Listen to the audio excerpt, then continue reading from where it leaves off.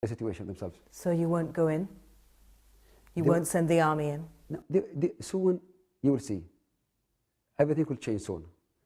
So I'm very optimistic. So bombs have been falling on Briga? No, not bombs. Eyewitnesses have seen bombs, jets bombing. No.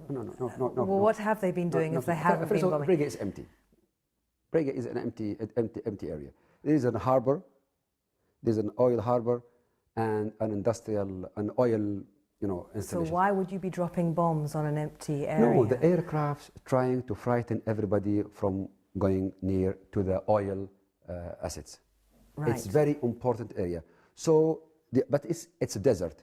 It's empty. It's a desert. It's a flat area.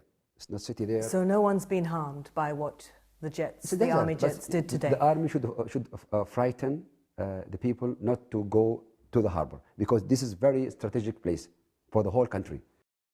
But it's escalating. Has it occurred to you and to your father that there might be an alternative? That if he were to step down, no one would have to issue orders anymore to bomb their own people and potentially, or actually, kill their own people in the process? This is a very important issue. We're not bombing our people. If we have this decision, we would have bombed the armed militia.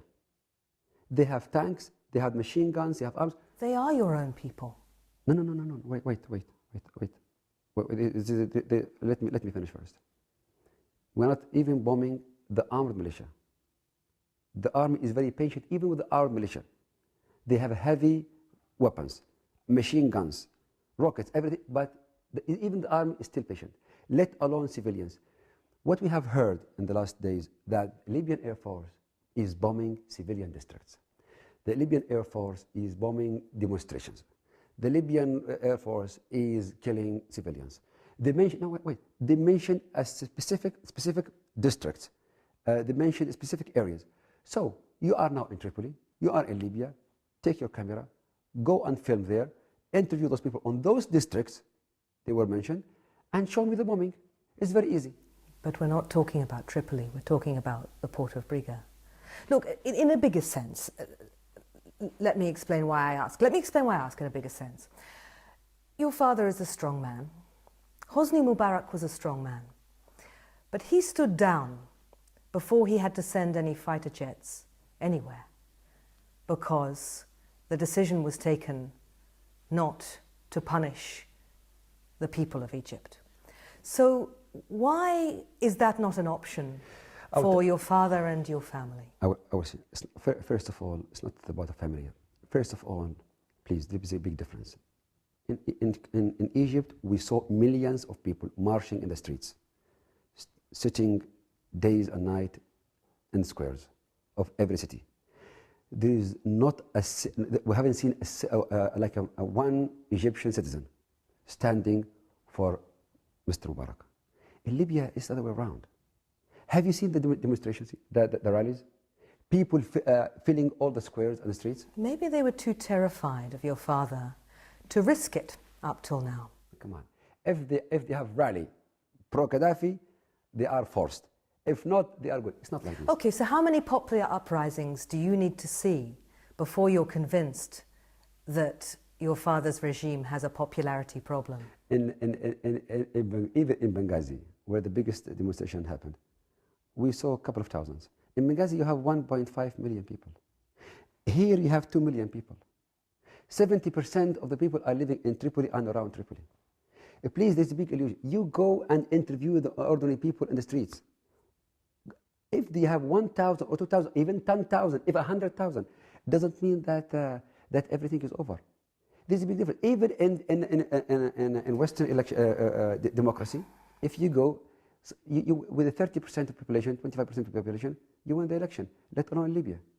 Please, you have to go. You have to take your camera, go interview the Libyan people, go to the streets, go to the squares, go to other cities, and you will find out. And what we hear when we have taken our cameras there is voices calling for human rights, voices calling for free speech, and voices calling for a democracy in Libya they don't feel they have.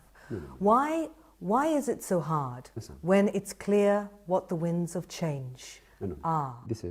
This argument, this argument, I will not accept it, because those are my demands. I said this many times before, you know this. I made a lot of statements about this in the last 10 years. All of us, we want democracy, freedom of press, speech, civil society, election, constitution, whatever. I mean, this agenda, there's nobody against it in Libya. But I'm not talking about this. I'm talking about if you have an armed militia, if you have terrorists trying to control oil assets, oil fields, attacking military camps, this is unacceptable. And no country in the world will accept this. The big difference between the two issues, please. You keep on talking about terrorists being involved in this. What terrorists? What terrorists? We only see your own people. In Libyan TV, it was in the YouTube, the internet, go there and see. Like what happened in Derna. Have you seen those terrorists executing the people, dozens of people, hanging them on the bridges, burning them? You see them, they are filming themselves and broadcasting. It's not my video, it's on YouTube. Today it was Libyan TV. Well, what about the issue of outsiders who have been brought into this country, but brought in by your government to fight your own people? The mercenaries that you've brought in to augment the forces you have. Give me one evidence. We've seen Show me one mercenary. They've been interviewed. They've been interviewed. They're in the newspapers. Their photographs are in the newspapers. You talk about YouTube. Their identity cards are on YouTube. This is well done. You've had two senior airline figures resign because they didn't want to fly them into your country. No, I mean, you talk about terrorists, but you're using a very strange form of military augmentation to repress what looks to many people like a legitimate civilian demand. This is a false argument again. If you have black soldiers or black policemen, they are Libyans. They are speaking Libyan dialect. We show the whole people in that country their real identity. We interview their families. They are well known. Half of the Libyan population is black. Our ex-foreign minister is black. Our defense minister is black. This is this discrimination. Not because they are black, it means they are not Libyans. Excuse me, we don't accept that. They are Libyans. We are not using mercenaries. Full stop. Can I quote someone to you? Someone who you know. The Prime Minister of Turkey, and Turkey and Libya are very good and old friends, said, "It's not possible for any administration who perceives their own people to be a threat to stay in power for long." You understand what he means. You can't bomb your way back to a happy population. You can't police your way to democracy. You can't force your people to like you. No. If they don't like the regime.